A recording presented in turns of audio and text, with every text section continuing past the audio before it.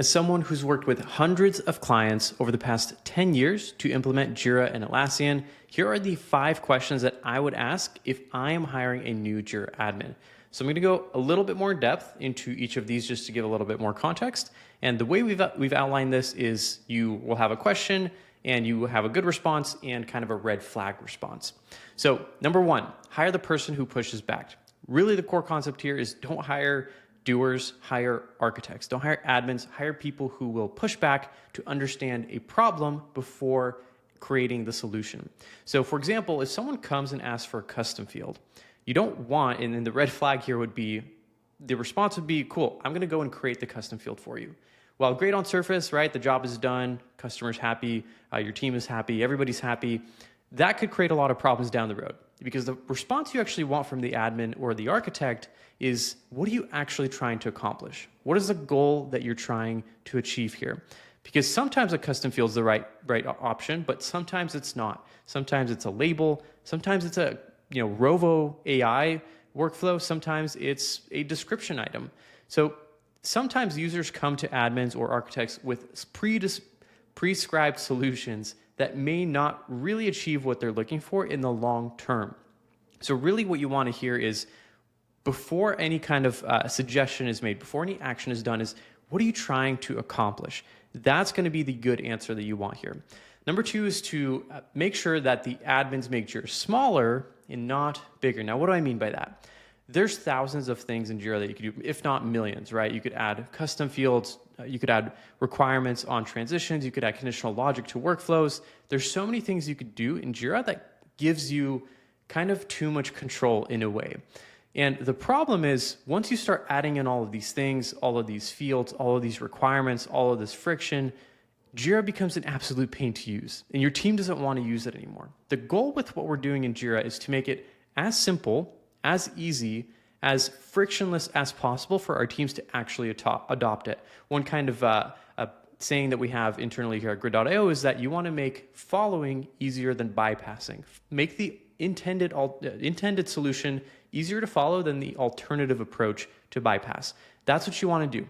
So a good response here is when you ask a question of how do you decide if you add a field, an automation, or a feature, which is always adding on things, right? It's making Jira bigger, not smaller. A good response is going to be they're optimizing for adoption and simplicity. So maybe the answer would be something like, hey, I would only add these things if they're absolutely necessary, or if they're the only way, depending on what's needed to get the job done. If they immediately go to conditional logic, required fields, conditions, validators, and workflows, those are the types of things you might want to see as a red flag, and especially if they don't mention anything about simplicity or keeping things streamlined and easy to use, because this is going to hurt adoption the most. And most of the time when there's Jira hate and people don't like using Jira, it's not because of Jira, it's because of the implementation that they actually used. Number 3, not everything is a software space. This is probably one of the bigger ones and a lot less common when you're going to be coming across any kind of research you do when interviewing a Jira admin. Now, Jira ultimately started as an engineering tool, but it's much broader than that. A lot of non-biz or non-IT teams use it, non-technical teams use it. There's a lot of business service management, but the problem is a lot of companies still only use it for that reason, and a lot of admins only worked with engineering teams. And some admins have worked with other teams, but they're a little bit out of date with what Jira can actually do. So I would actually ask a very simple question of, if an HR team and a marketing team need a new space, which do you set up and why? A good answer is going to be that for marketing, it's always going to be a business space. And for HR, it's always going to be either business or service management, never software for either of these options. If software is mentioned for either of these, or if they mention Kanban board or sprint style boards, that's an immediate red flag. If there's no mention of business in general, that's pretty much a dead giveaway of someone who's only served engineering teams or is a little bit out of date of kind of the new way of Jira and some of the new spaces that have been rolled out.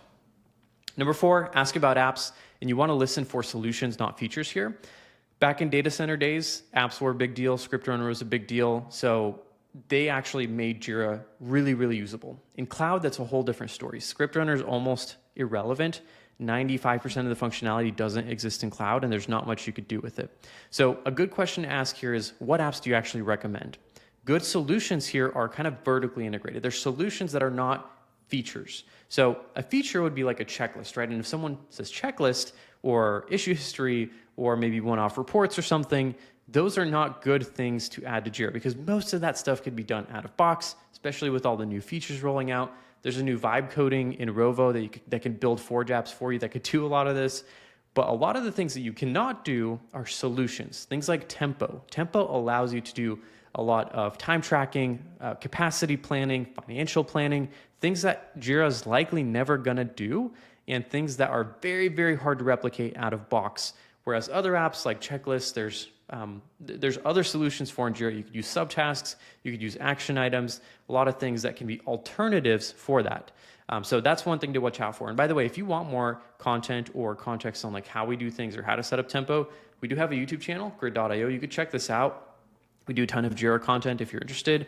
Just figured I'd throw that out there. If you want. Thing number 5 is that certifications are nice, but they're not the job, right? They're textbook, there's right and wrong answers, but real world situations are going to be typically a little bit more gray area and require a lot of compromise. So a question I would ask here is, tell me about the messiest Jira instance you've ever inherited and what you did with it. Now, what you want is specific stories and real trade-offs and compromises, because there really is no world where everybody gets everything that they want. You know, leadership gets every single possible metric they want. Employees use Jira religiously and fill out hundreds of required fields, right? That's never going to happen. So you want to make sure that there's real compromise and trade-offs with maybe even asking about compromises and trade-offs that they've made, if they didn't mention it, that actually have impacted what happens inside of that Jira environment. Red flags here are like if it's mostly just theory, high level, and not as much practical experience with some of those things that would need to be done or experienced by a really good Jira admin. So that's kind of the list here that I would take. If you want help with anything with Jira today, we absolutely can help with that. You could book a call. There's going to be a link here at the bottom. Just grab a time slot there. Sometimes it takes months to hire someone, so we're happy to jump in, offer some practical advice, suggestions, or if you have questions about any of this, we'd love to chat.